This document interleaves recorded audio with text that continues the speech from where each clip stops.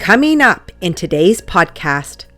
Dear Mr. Bruce, I hope this letter finds you well. I'm writing to you as I'd like to give you the opportunity to make amends for the atrocities that I experienced at the hands of the brethren, in particular, the brethren priests in Pukekohe. For a little context, our upbringing was different than most other brethren families. For the majority of my childhood, my mother Julia brought us up as my father Owen walked long hours to keep food on the table. When he was home, he was exhausted, violent, and aggressive. His beatings were severe. Welcome to the Get a Life podcast. Explore survivor stories.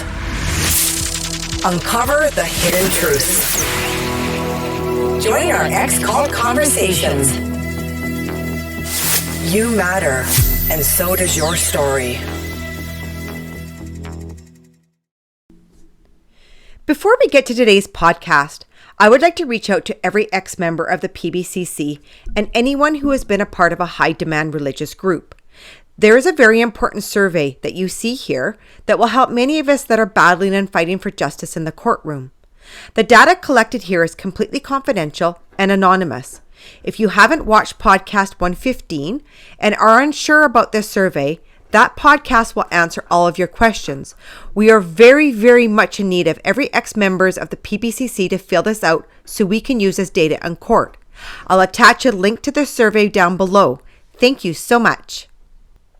This is part 2 of Isaac's story. Without further ado, I'll just read this note and this will kind of give you a bit of an idea of like where my mind was and what was really happening. I'm currently cut off from my family, my friends, and anything else that used to bring me comfort and security.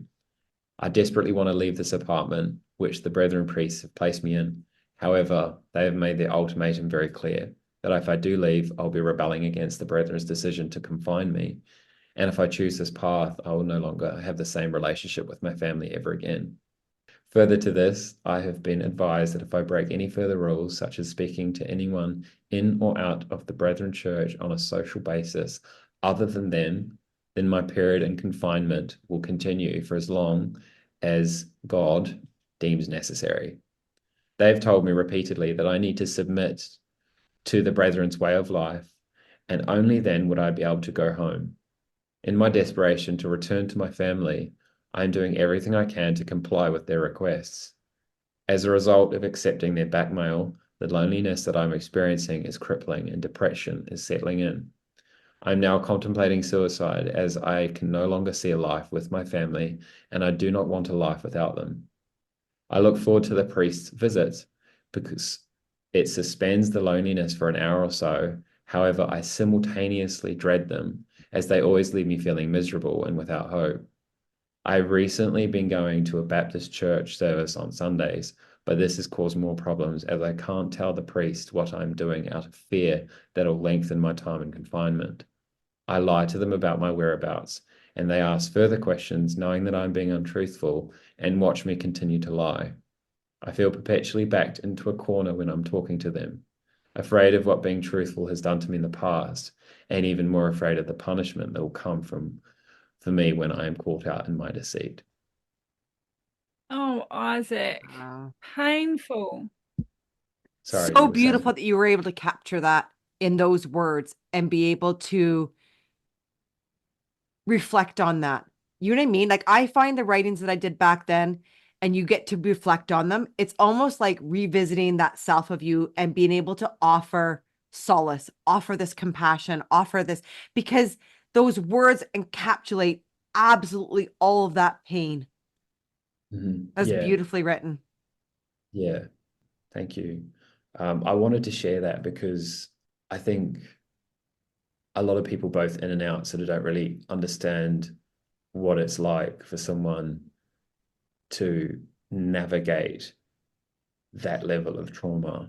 So the first session, like the first church session back from my confinement, I can remember sitting in there and just immediately being like, oh, what the hell have I done? You know, I need to leave again immediately. I need to get out.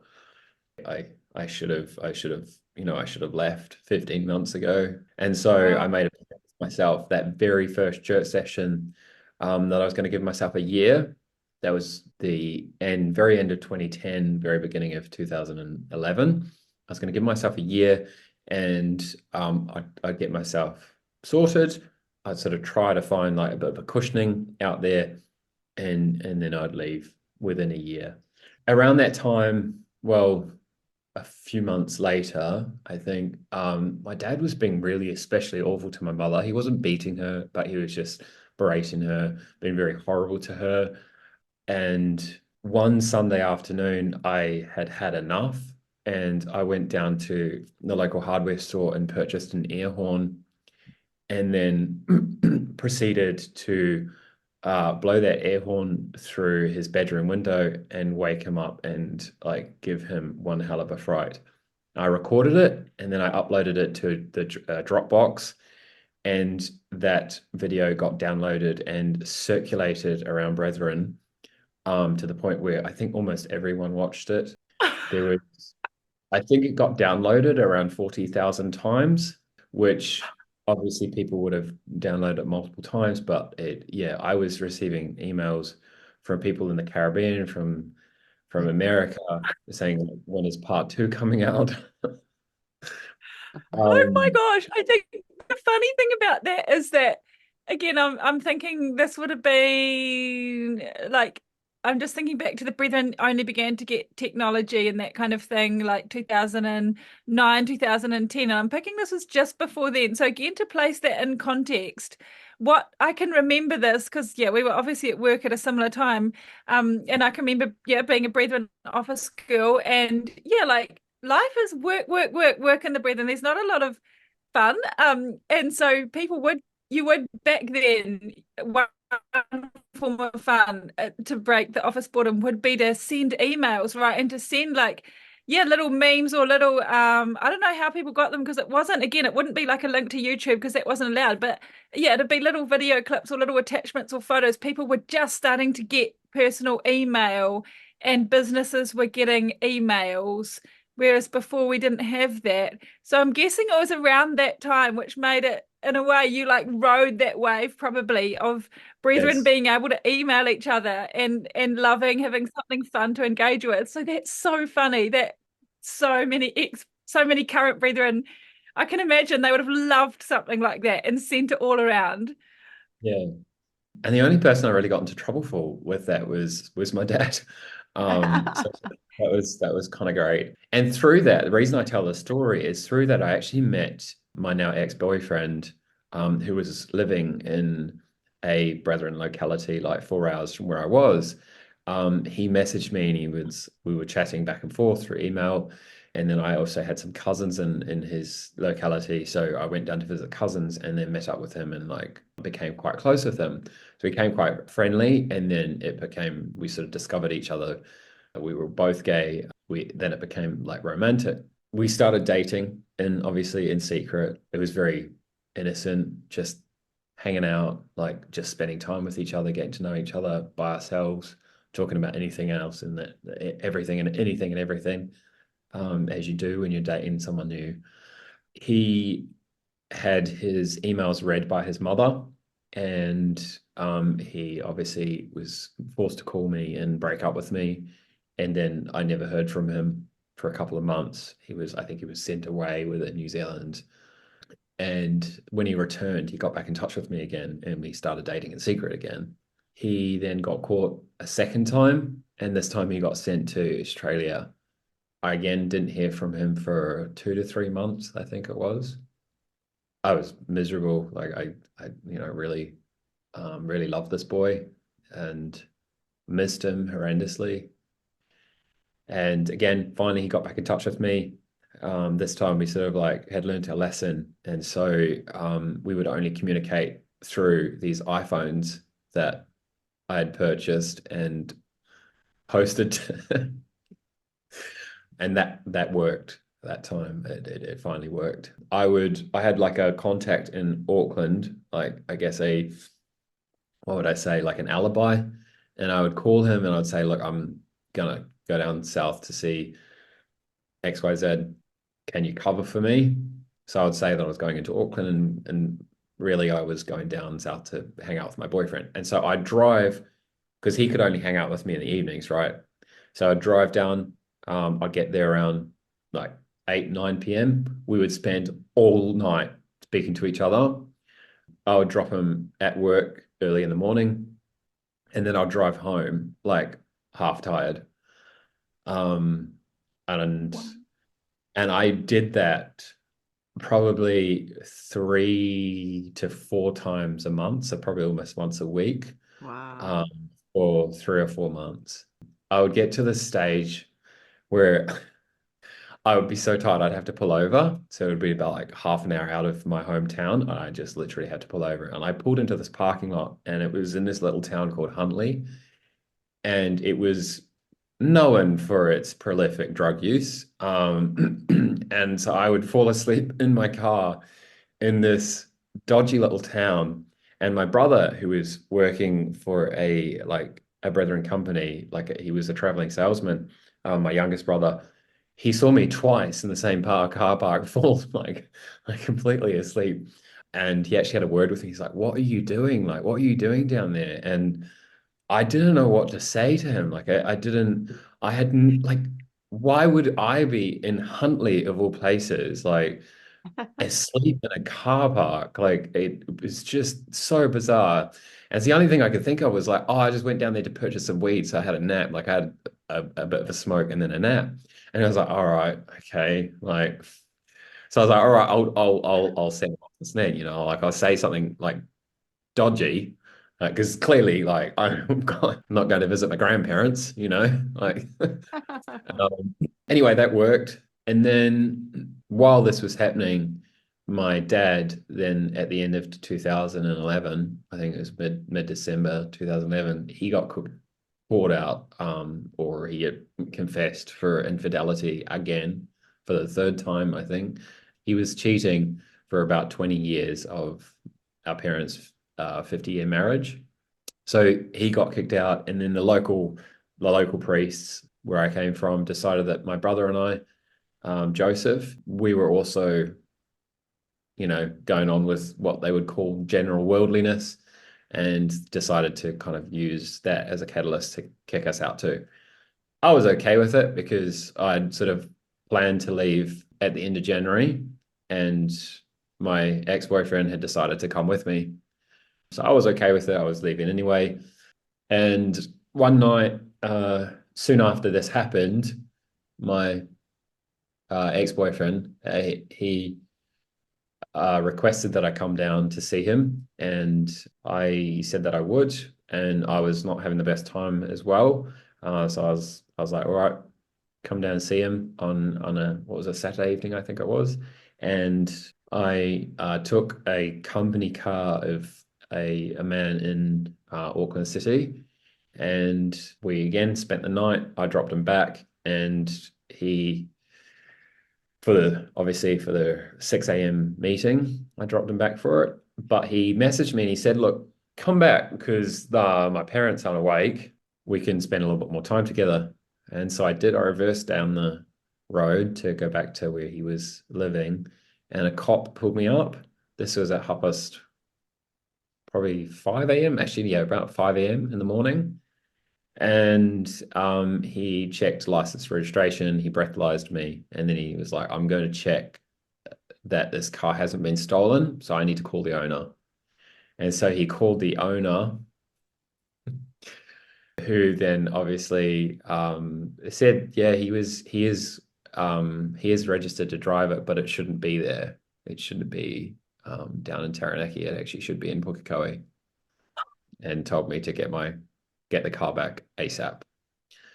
I knew that what would happen next he would be calling the priests in Pukekohe, and the Pukekohe priest knew that obviously my history with my ex-boyfriend, and knew that I should not be in the area, and then obviously my ex-boyfriend would be then probably bundled off again.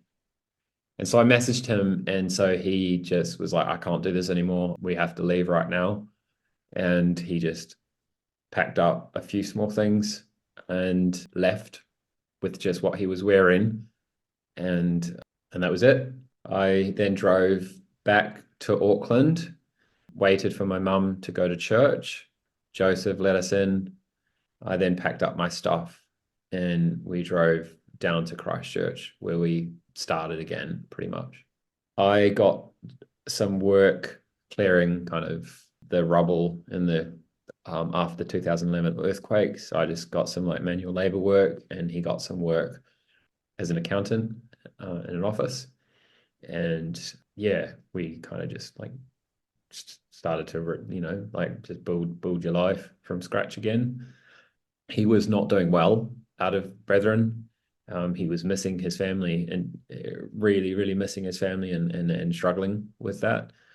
And at one stage, he was like, look, I want to move back to his locality, like where he used to live. So I agreed to that, and that's what we did. That also didn't really help. I think he was just, again, he was too close to his family, he's too close to it. And so I suggested like we move to Perth, given I'd like sort of previously wanted to move to Perth. And yeah, it sort of just went back and forth unto the point where he was pressuring me to go back to Brethren. He said like I would like to go back to Brethren. If you could come with me, that would be great. And I said I couldn't, like I'd made this decision, and he said I can't go back without you. And anyway, so I chose to break up with him because I didn't want to be the catalyst of holding someone place they didn't want to be in. Yeah, what an incredibly difficult journey. And my heart's breaking for this person as well to hear that, because those are I mean, it's always traumatic to leave the brethren, even if you've planned it for a long time. But those circumstances of being, a moment of the pressure getting so much and you guys making a call in the moment, even though, obviously it was right to you to make that at the time, he felt he had no other choice and all of that. But that's incredibly traumatizing as well, to have that just suddenly to your family, or to prepare for that. I mean, even when you do have time to prepare for it, it's traumatic, but like, we're losing you, Lindy. just incredibly traumatized. Yeah, like my heart would go out, like my heart goes out to him, because like I sort of probably almost had a little bit more time to grieve my family being like in that confinement stage. Yeah. So he was experiencing it in real time. Apart from like one individual in his life, like he had all of his family, and his friends were good and kind and loving and decent. As far as he told me, it would have just been such a grieving process, like horrific. I think you said in your podcast, Lindy, about how like you don't just grieve one person like a death, you grieve like everyone you've ever known and loved all at once. And you also don't have any blueprints to a life out here. So you're also navigating that as well, over and on top, like the grief and the loss that you're currently feeling. I moved to Perth by myself. I just did what you do, got a job, got a house. At one stage, well, the beginning, I had this little room at the back end of Perth in a less than reputable area. And I didn't even have a bed. I actually would wait for my housemate to go to sleep, and I would sneak out, grab their cushions, and fall asleep on the cushions, and then wake up the next morning early, put the cushions back. But I was happy. I was free, and I did not care. Like I could wake up the next morning, and heck, like having that autonomy was just spectacular. I obviously started going to a church, which I guess, and I like wasn't the best church. All churches have their issues, but one thing it did do, the most amazing thing it did was it gave me connection to community. And that is something that I can like it's unfathomable, the amount of good that had in my life, the amount of friendships that I built. I sort of like created this own little family, sort of as you do. I sort of, as everybody does, you watch all these lies fall off of you, fall off your life. Again, not having to check your six. It was like returning home, even though I had nothing, like literally I had what, $500 in the bank, I think, and my clothes on the back, and that is all I had. It's a feeling that I will never ever forget, and still sometimes feel to this day, 12 years later. I got into therapy, went through a bit of a healing process of like everything that had happened to me, which I'll get into later. There's just, again, just revisiting like waking up, feeling like you're free. I mean, even today, like I could, if I wanted, I could move to the middle of Tibet and work in a button factory and own multiple goats and commute on the back end of a donkey. And while like I don't want to do that, and I'm likely not ever to, the idea that I could is so comforting. Having that absolute direction is something I'm so grateful for, and I will never take for granted. The freedom Uh, of choice. It's so liberating. yeah, yeah. And before I get into like what helped me when I left, I want to just note that like when I was actually taking the notes, I realized that that hospital psychologist was right. I am now leading a life that I couldn't have imagined in there. I could not have, I mean, I didn't have the blueprints to imagine so much peace and fulfillment. And it's not something I've chased after either, really. I just simply followed what I currently believe to be what is right and what is good and truthful and decent. And all the good in my life has just been an outcome of choosing those stones to sort of pave my way through life. It is possible. It is 100% possible. So getting on to the end here, what helped me when I left was, once again, therapy. I would have these little rituals which my therapist helped me with. I would do one thing for like my future self each day. Do one thing for my physical self, my mental self, and my social self. And she said, if you're religious, you can do something for your spiritual self. So it's like investing just like in increments in all these little areas of my life. Community, like I said, like building friends and family, meeting all these wonderful people from all corners of the world. Travel really helped. I lived in Germany for a bit. I learned a new language. And through that, I discovered all these incredible people, all these beautiful people, beautiful places, and of course, food. Good food. Study. One thing that the PBCC accidentally did for me is show me the importance of not only looking for the truth, but like living yourself by it, like absolutely living by it. And they did that by running from the truth. Mm. So now I try my best in all areas to live my life by the truth, no matter how inconvenient or uncomfortable it is. And study really helped me with that. It taught me that I ought to question everything, everyone, because that is essential to living an honest life. Work really helped. I started a little business where I use developmental therapy and support work to assist children and adults with ASD. I've been doing that for a number of years now. And I've been watching the stuff that I learned in uni assist others in these little small but really meaningful ways. And sport. So sports, skating, biking, anything to do with the ocean. I'm very lucky to live less than a minute's walk from the beach, and something that has just facilitated my enjoyment of being outdoors and being active. Yeah, sport has most certainly helped. I think it's very much tied. I think we've obviously all aware now. It's very much tied to like mental health, being active and healthy. Those I would say are the key sort of like I would say pillars to my success out here. I'm sure you guys can offer other things that have helped you too. I think it's a beautiful thing when you talk about community, because it was the one thing that I searched for. right?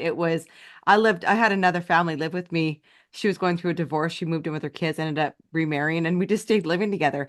It was that community is something that I always am looking for everywhere I go because it is such a beautiful thing when you have people all together and you're all coming together to just be together or try and make a movement into something, right? Like it's just community is such a beautiful thing when you can come together with people of like mind.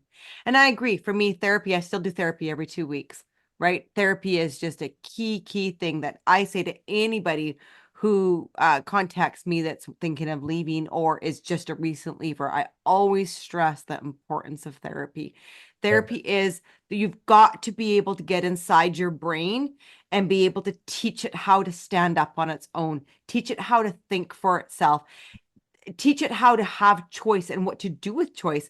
I think I've said this before on other podcasts. I think I drove my husband nuts because I had to make him phone everywhere. I didn't know how to make a decision, right? It was just one of those things that I didn't know how to do. And you really have to teach yourself in a world full of so many choices to be able to narrow it down to what your passions are and what it is. And it's like going to a store and trying on clothing. You've got to try them on, and it's okay if they don't fit.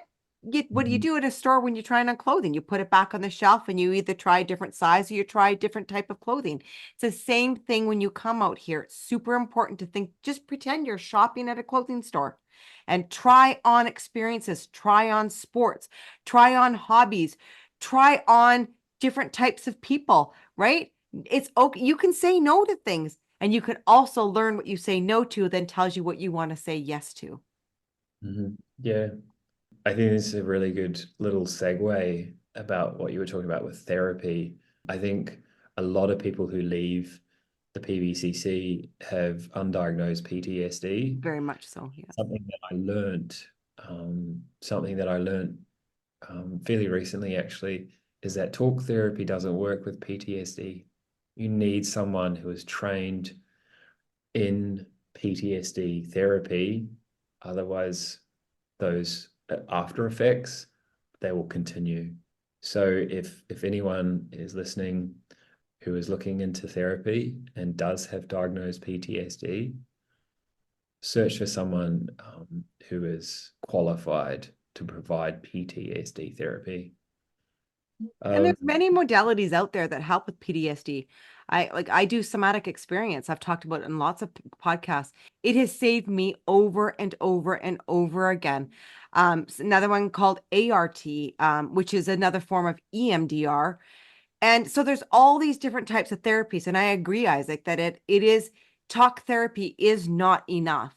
mhm, I think I did so much talk therapy, and you're kind of on this hamster wheel, but it's still super good to talk and realize what support feels like. But at some point, you have to be able to get inside the brain. You've got to be able to get into the left brain, right brain, and start getting these parts of your brains working together so that they're not stuck in the trauma response and the threat responses that they were in. That's what makes a PTSD so triggerable, if that's such a word, is because we've got to train the brain to come out of that triggered and trauma response brain and be able to come back into a more regulated state. And that doesn't happen just through talking.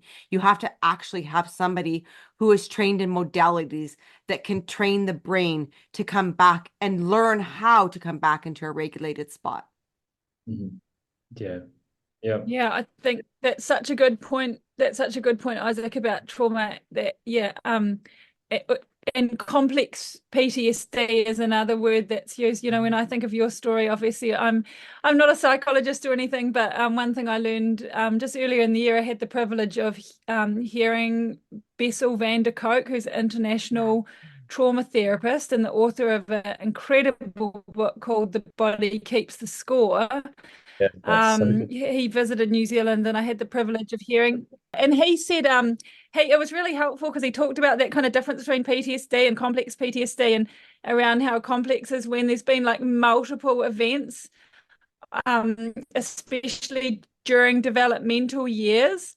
But also I think that as opposed to say just one major car accident or something like that, And yeah, when I think about people who leave a high control religious group, they often have had multiple events. Like the excommunication itself can be super traumatic, but often there's like a whole layer of things in the family, as well as things like you said, like physical and emotional and sexual abuse. But even it's just things like, nearly all of us have had a family member just disappear.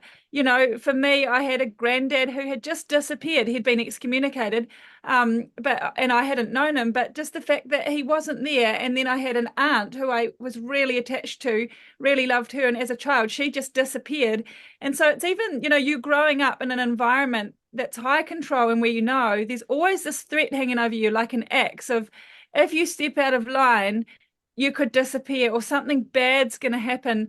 So it's all those like layers of things, I think, that growing up in a high control group mean that yeah, you do come out of it with complex PTSD, and probably a lot of people in there have got complex PTSD as well. So yeah, I mean sometimes I get like that's probably a really big thing that people contact us at Olive Leaf Network for is how do I find a therapist who can help me?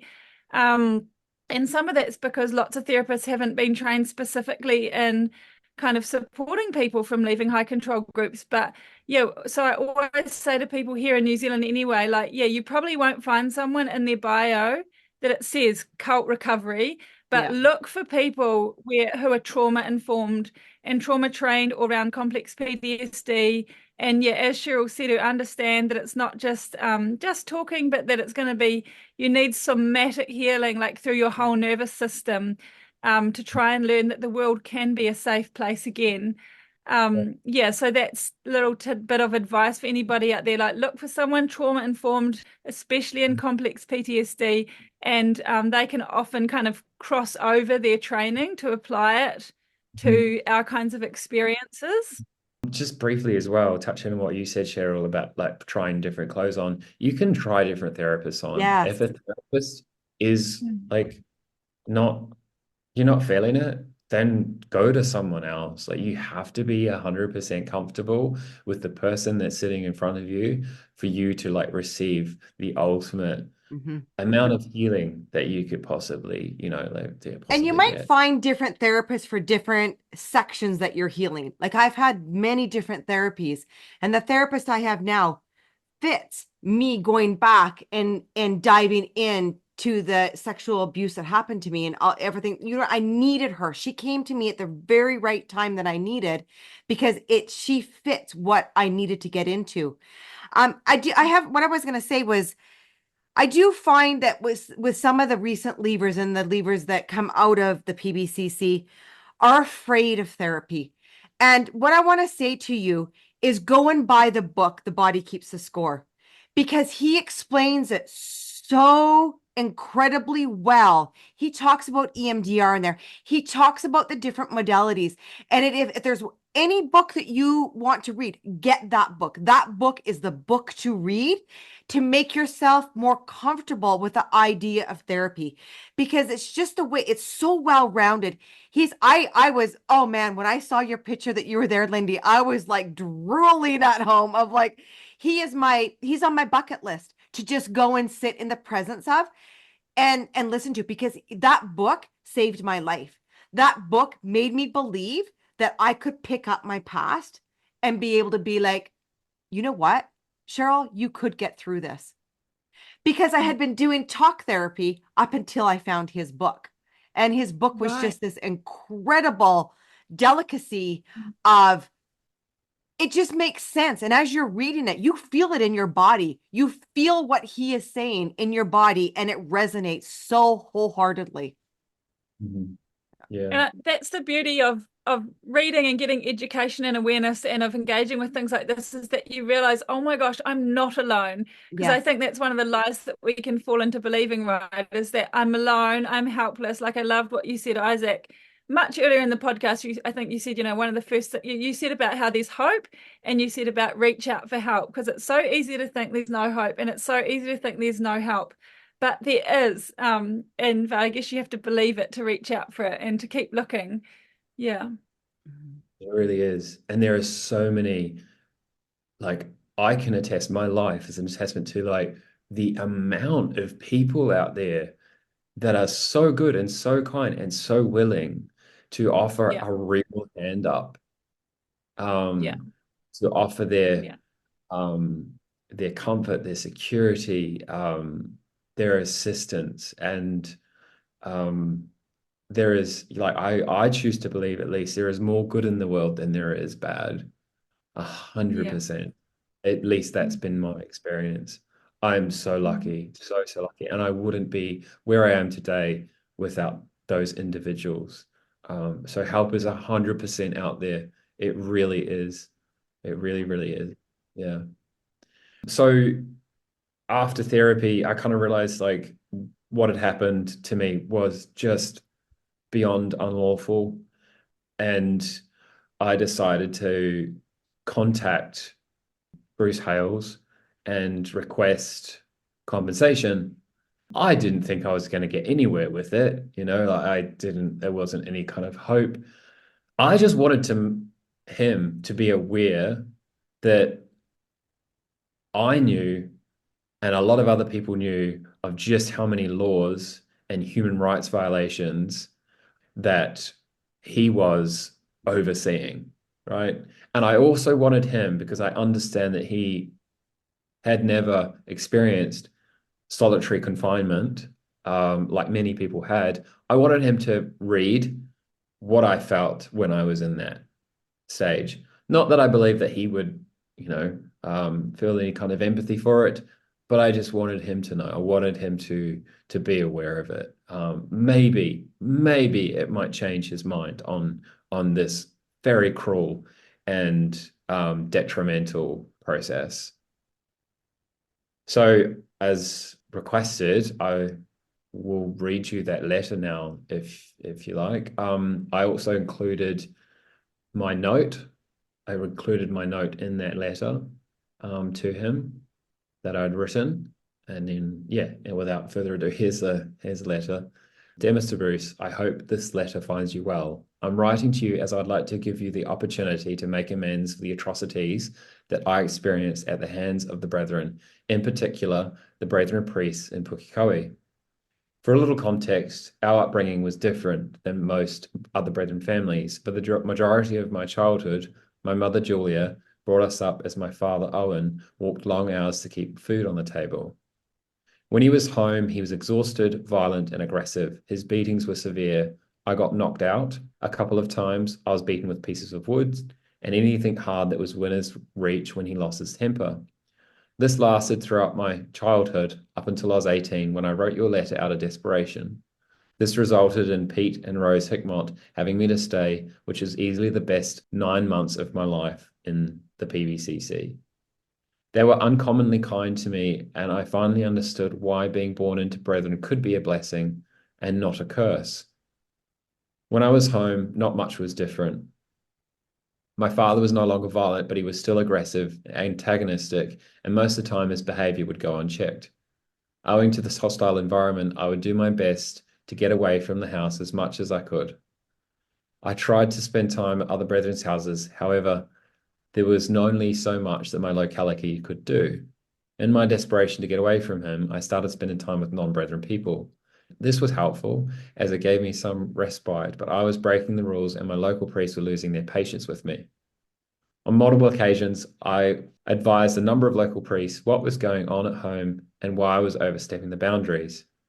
After going to America for a month and Christchurch for a couple of weeks to visit friends and family members that were no longer in brethren, I was confined and put in a one-room studio apartment on and off for 15 months. I then included the letter that I wrote to you. I couldn't understand how anyone could do this to another person and still sleep at night, much less people that were close to me. I will acknowledge that I was not easy to control. However, I was never a horrible person, nor was I hurting anyone or breaking any laws.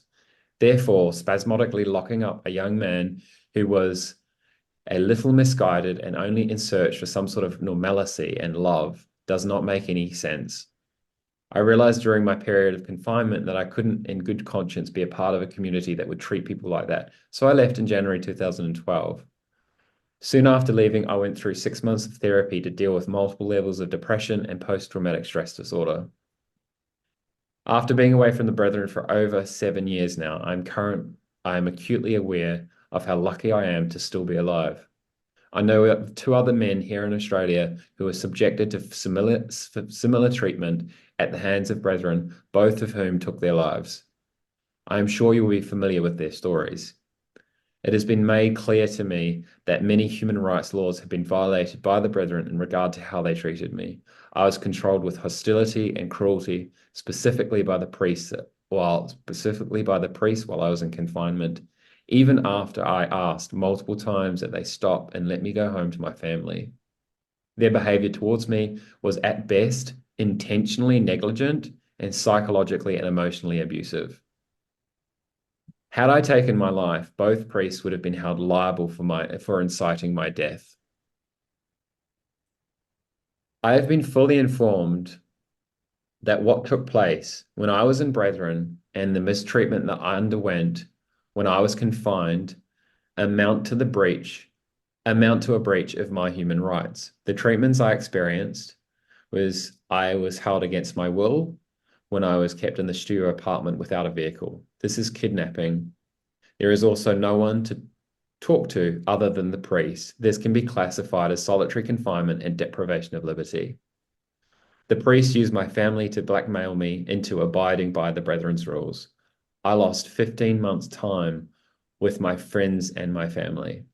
I experienced psychological and emotional abuse at the hands of the brethren and their priests, which led to ongoing PTSD. Over 7 years on, I am still reaping the detrimental consequences of the abuse that was dealt to me by the Brethren Church and their priests. Taking all of this mistreatment into account, I am an eligible candidate for compensation. Therefore, I'm now giving you the opportunity to liaise with me to right these wrongs in a monetary fashion. With kind regards, Isaac Foster. Wow. Wow, that's so brave. That was so good. So what happened? Well, he then directed me to the local priest, David James, and also Michael Pinker. And I kind of He like, told you to. yeah, this needs to be handled by So the did you get local. an email back from him? No, I just got a call from David Heath. Oh, okay. Yeah, I just got a phone call from David Heath. And then he said he would sort out a call and so on. We had like one Zoom call. I leveled with them and they pretty much denied everything. Of course. And I actually had a friend of mine who is a family lawyer here in Perth. She actually sat in on the call with me, which was really helpful, really, really helpful. Because initially it sort of really incited quite a big reaction seeing them for so long, after so long. So she like being there, so she really kind of like helped calm my nerves and I was able to like articulate what my request was. And then I just received an email pretty much from David Heath saying, we'll get back to you about this. They didn't get back to me.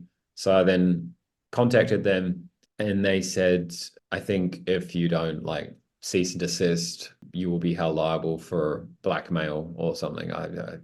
Yeah, something to that effect. So they pretty much threatened me to leave it alone. And like I said before, there's not much I can do because again, the statute of limitations in New Zealand is 6 years. And even by the time like I realized that like a lot of laws had been broken, those 6 years were up, you know. So yeah. However, I kind of knew that before getting into it. I was aware that this wouldn't probably go anywhere, but I still wanted to pursue it because I kind of wanted to, again, like I said before, just make them aware that what they're doing is unlawful, even though it may not change, just to have that in the back of their minds that they could be prosecuted and hopefully get through to them that what they're doing is destroying people's lives. Yeah. Somehow, if they do have a shred of empathy left in them, to appeal to that, to maybe stop and think about the real world consequences of their actions. Yeah. Yeah. Wow. And I Yeah. think this is good for everybody in there and those that recently have left. Like that was such a well written letter, right? Like it was so authentically and humbly written from that you could feel the pain coming through of like it's the same way that I feel every time I come on to this podcast and we have a survivor on here is I just want to tell Bruce, this could be solved so easily. It's in my mind, it would be so easy to turn this all around. All it takes is accountability. All it takes is like the church would be so much more respected when the police would be called. It's not what they think it is. Like it's not going to have this effect on it that they think it is, right? Like it's hard sometimes when you wake up in the middle of the night and all the thoughts start going through your head and it's just like that little girl inside you or the little boy inside you is sitting there and being like, this is such an easy fix. Why don't we Yeah. just call the cops? Why don't we just have people be kind to one another, hold people accountable? When you hear of a story when someone's treating someone right, that's just what a mainstream Christian church does. Yeah. Yeah, No, it's like it just, the horrible part about this is it really doesn't need to be this way. it There's doesn't. No. Yeah. a reason for it. Yeah. Um, Their and it, integrity and credibility would be so much more if they would just stop and listen and then apply what needs to be done in each situation. yeah, it's sad because like there are so many people in there. I think we've probably discussed this on other podcasts, but there's so many people in there who are just incredible, beautiful individuals. Yes. Yeah. 90% of them, 95% of them are just so wonderful, really. Just unfortunately, the ones that don't know sort of been manipulated to act against their own best interests. Yeah. And like you said, it could be changed overnight. Just Yeah. all these people could be set free and would be able to go on and have these like myself, these wondrous, unimaginable lives of just of just blessing after blessing. Yeah. I mean, and that's the whole point of churches being around, right? they are a place for support. They are a place for care. They are a place for compassion. They're a place, it's a community where you Meant to go to. be. That's what they were created for, right? Yeah. That was their purpose. You know, Mhm. I said this when we were on the podcast recently with growing up in polygamy, and it's about caring. That is the key that is missing is you have to care about the individual in front of you wholeheartedly. That has to be your number one goal, is just about caring about the situation in front of you, not about money, not about stature, not about power, not about any of that. It has to just be a heart to heart caring of human to human. As soon as you come back to that, everything else falls away, and now we have solutions to the issue. Yeah. Yeah. And I know that I must sound absolutely gullible and naive to say that, but it's so simple. It is such a simple thing to care for one another. Yeah. And that goes into really, like, if you don't care about a person, you can't help them. Mhm. If you really don't care about a person, there's no way you can help them. You have to truly care about, you have to set your Gender. ideal and your agenda exactly aside to truly care about another individual. And once you've done that, then you can see their life from their eyes, and you're able to really truly help them. Right? The solution's just, I tell this to my children. I said, everything is fixable. Everything is fixable. I firmly, firmly believe that. The thing is that personal agendas come in, right? We have these, it's just money, power, greed, all these things other than what we're feeling and what's in here, right? It's just, I don't know. It's just, I think it's the biggest thing. This is why I go to therapy. This is literally every 2 weeks I go to ground myself. I go, and it's not to not care, but sometimes I care so much that it drowns me because it's such a simple fix, right? I feel it. It's such a simple fix to this. And I hate fighting what I'm fighting. I hate having to keep doing what I'm doing. And you drown in the heartache, right? When everything is just, the 6-year-old me just says, why are we doing this? Why, if this is such an easy fix? It's just, it's heart-wrenching. It is just heart-wrenching what we're sifting through. It's very important for us all to be able to, like, coming on here, Isaac, and telling your story the way that you told it is, I know people are going to feel it, right? And that's what we want. We want people to start feeling in there again because they've become robotic. They've become just clones of the system. And many of the recent leavers, that's what they said. Like the feelings that they felt when they were watching this podcast was what woke them up. Mhm. If there was something that you wanted to say to somebody in there, who would it be and what would you want to say? I think I would probably thank a lot of people, like Pete and Rose Hickmott. They were just incredible. They were so good and kind. And again, just revisiting the idea that the life beyond such control and manipulation can be one of just unimaginable beauty. I pinch myself often daily. Like, this is a life that I used to go to sleep wishing for, and now it's my everyday existence, those desires in your heart, and they will be there. They are still there, even though they're probably under a bunch of rubble and you might have to sift through to find them. They can be realized. They can 100% be realized. And again, just all you need to do is put your hand up and you will receive help. If I can help you, I will 100%. You can contact Cheryl and find my details through Cheryl.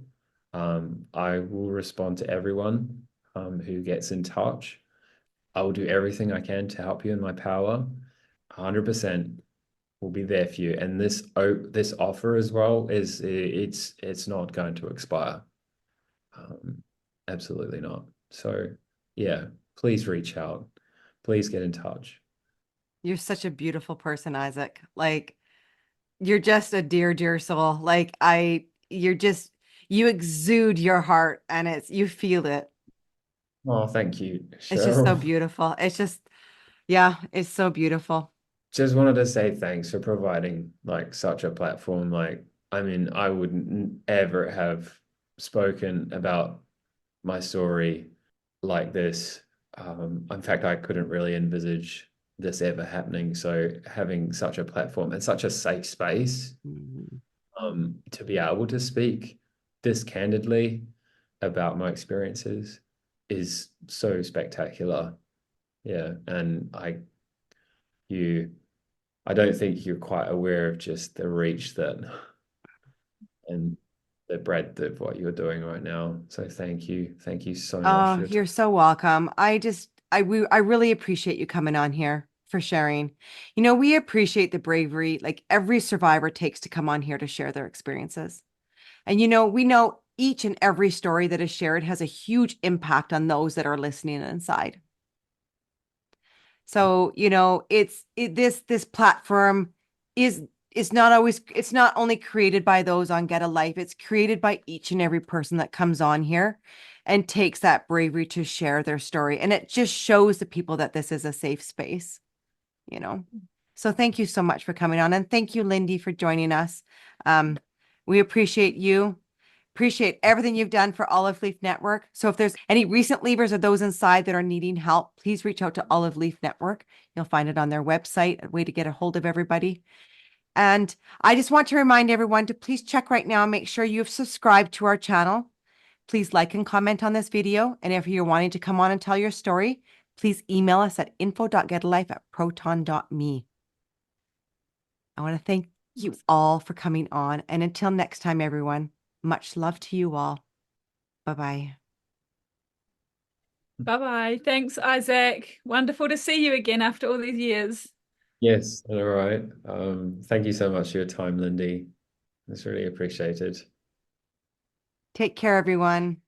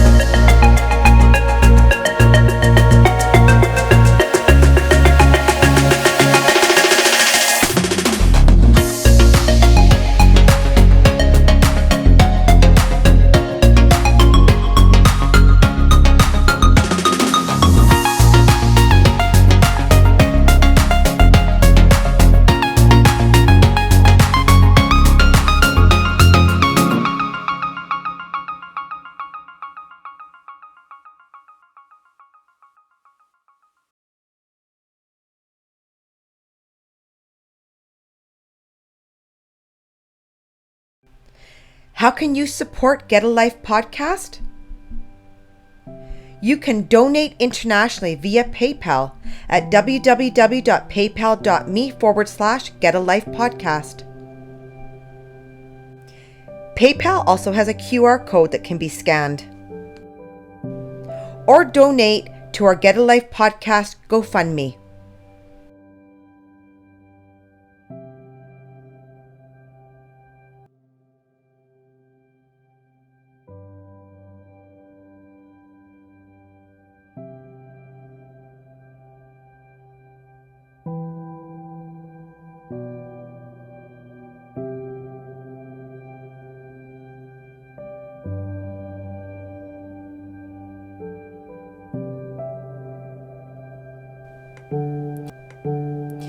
If you're in a high-demand religious group and need help, please go to oliveleaf.network.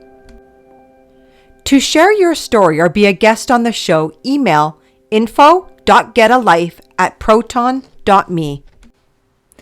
Check out www.get-a-life.net for Get a Life merchandise, books, and ways to support or get support. Please remember to like this video, subscribe to Get a Life, and comment.